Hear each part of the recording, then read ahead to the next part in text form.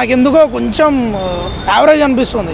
ఎప్పుడు వస్తుంది ఆయన ఎంట్రీ అని చూస్తున్నారు అందరూ అమెరికాది, కానీ నేను మాత్రం ఉప్పిసారిది ఉప్పి ఎంట్రీ ఎప్పుడు వస్తుందని చూస్తున్నాను. బ్రో కూలీ పవరాజ్ ట్రైలర్ ఎలా ఉంది? ఇప్పుడే జస్ట్ చూసిన నాకు ఎందుకో కొంచెం యావరేజ్ అనిపిస్తుంది. ఎందుకంటే లోకేష్ కనకరాజు ఫ్యాన్స్ ఊహించినంతగా కట్ చేయలేదు అనిపిస్తుంది ట్రైలరు.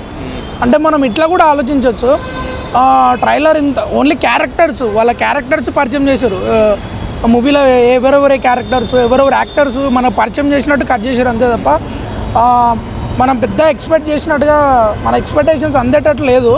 కానీ ఇది కూడా ఒక స్ట్రాటజీ అనిపిస్తుంది నాకు ఎందుకంటే మనం నార్మల్ మూవీస్ అన్నీ మనకేదో బాగా చూపించేసి అందులో మూవీలోకి వెళ్తే ఏముండదు, కానీ వీళ్ళు స్ట్రాటజీతో వస్తారో అనిపిస్తుంది నాకు. మూవీ లోపల కొంచెం కంటెంట్ గట్టిగా దాచినట్టు అనిపిస్తుంది. నెక్స్ట్ రజనీకాంత్ ఎప్పటికైనా ముసలోడు కాడు, ఇక ఈసారి సినిమా గట్టిగా కూలీ కాదు అంతా లాస్ట్ డైలాగ్ దేవాతో గేమ్స్ ఆడతావురా ఏముంటుంది తెలుసా నాకు. రజనీకాంత్ స్టైల్ అన్న, అది ఎవ్వరికి రాదు అంతే. నాగార్జున ఎలా ఉన్నాడు? అరే నాగార్జున అన్న నెగిటివ్ క్యారెక్టర్ ఉందన్న నిజంగా.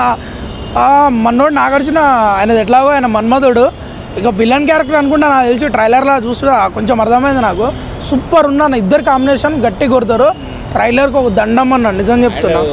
మన రియల్ స్టార్ ఉపేంద్ర గారు ఉన్నారు కదా, అరే నిజంగా అన్న ఇంతమంది యాక్టర్స్ని పెట్టిరు అన్న, ఎంత బడ్జెట్ అయ్యి ఉండొచ్చు మూవీది నాకు అర్థం కావట్లేదు అన్న. యాక్చువల్లీ అందరూ ట్రైలర్లో అమెరికాన్ ఎంట్రీ గెస్ట్ రోల్ ఉంది కదా, అమెరికాన్ ఎప్పుడు వస్తుంది ఆయన ఎంట్రీ అని చూస్తున్నారు అందరూ అమెరికాది, కానీ నేను మాత్రం ఉప్పిసారిది ఉప్పి ఎంట్రీ ఎప్పుడు వస్తుందని చూస్తున్నాను. ఎందుకంటే ఈసారి కంబ్యాక్ ఇస్తాడు ఉప్పిసార్ అన్న. నిజంగా ఇది కొత్త రోల్ ఉంది, కానీ క్యారెక్టర్ ఏదో తెలియదు, కానీ అసలు డ్రెస్సింగ్ స్టైల్ కానీ ఆ లుక్ వైజ్ కానీ సూపర్. అసలు ఉప్పిసారు తోపున్నాడు నిజంగా. పెద్ద పెద్ద యాక్టర్స్ సినిమా భారీ బడ్జెట్ తోటి వస్తుంది, భారీ విజయం సాధిస్తుంది అన్న.